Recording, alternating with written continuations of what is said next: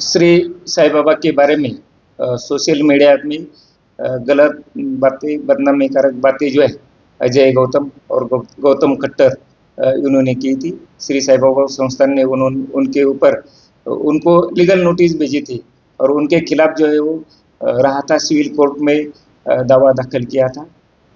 Court ने जो है उनके खिलाफ ऑर्डर की है और बाबा के खिलाफ कोई भी बदनामी कारक अवमानजनक टिप्पणी मत करो, ऐसी ऑर्डर जो है वो प्रिवेंटिव ऑर्डर जो है वो राहता कोर्ट ने दी है।